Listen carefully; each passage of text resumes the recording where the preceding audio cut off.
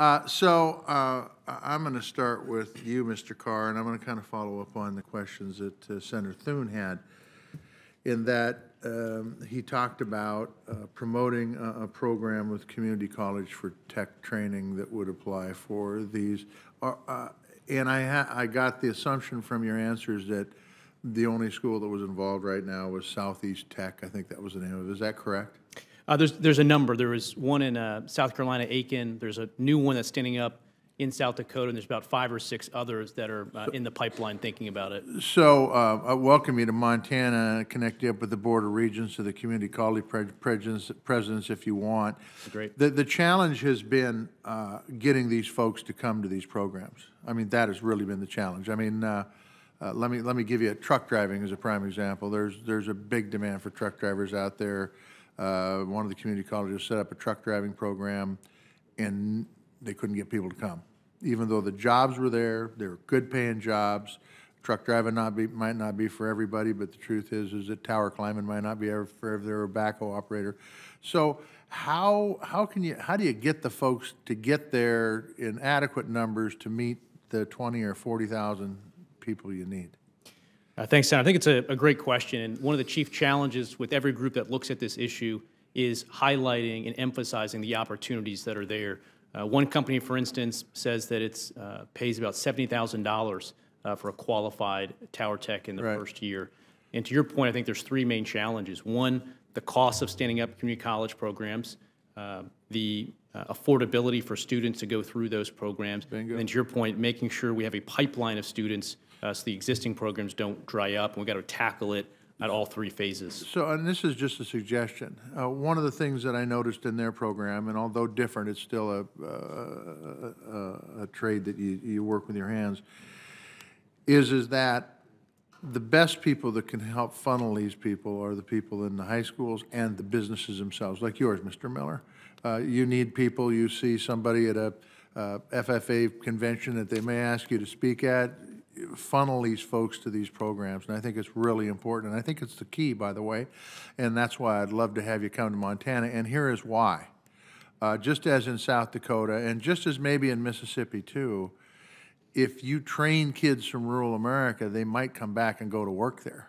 Mm-hmm. And that's actually my question, is it with 5G, and look, I've been pushing you and others on the FCC to have demo projects in rural America, because I think that rural America will be left out in the cold on this one, just as we, and I don't mean this negative speaking, just as we have on prior technologies. What can we do to ensure that as this workforce is developed, that we can get folks to work in rural America?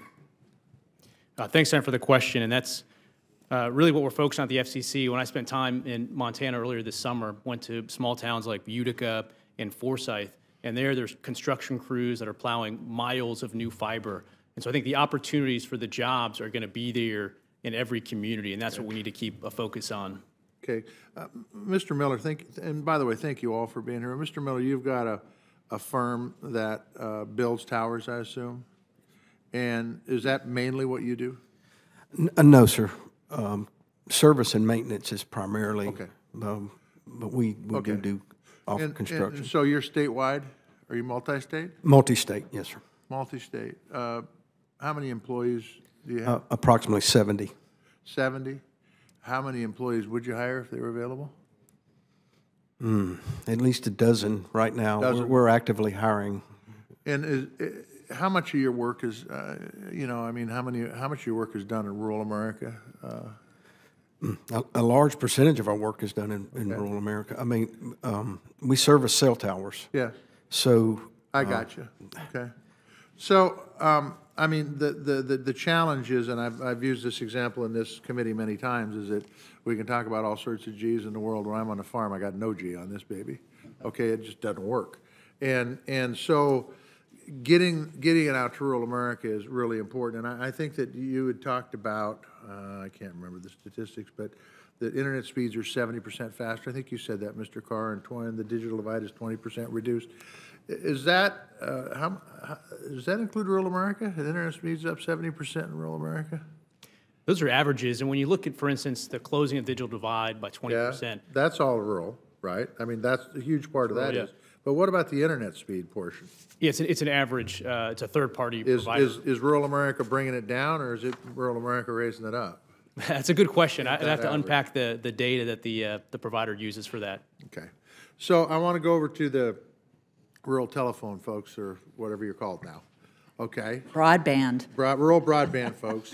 But these are the co-ops, right? We have all of the co-ops in the country and community-owned and operated Perfect. companies, But yes. these are the folks that Yeah. support folks like me that live in the They're your state. neighbors. Yeah, right Yeah. on. So you talked about a benefit plan offered by NTC and your members, which would, of national scope, aggregating, this is your words, rural broadband employees, so that you could recruit and retain talent in rural America. Does the government play a role in that? Absolutely. So one of the things that we were able to do years ago was to get a preemption from state regulation so that we would be able to operate this benefit plan and actually combine scope and scale. So if you've got I it, got you, but what does the federal government do to make that work? Is it a tax benefit, or what is it? it is a preemption from state laws. So it's kind of through the regulatory process that allows us to operate. But I will say also things that you've done recently, work on PBGC premium relief, some of those initiative healthcare, all of those things that allow us to offer competitive products so that those kids who are homegrown employees have incentives to stay in those communities. Thank you, and I wasn't paying attention probably because I was too tired.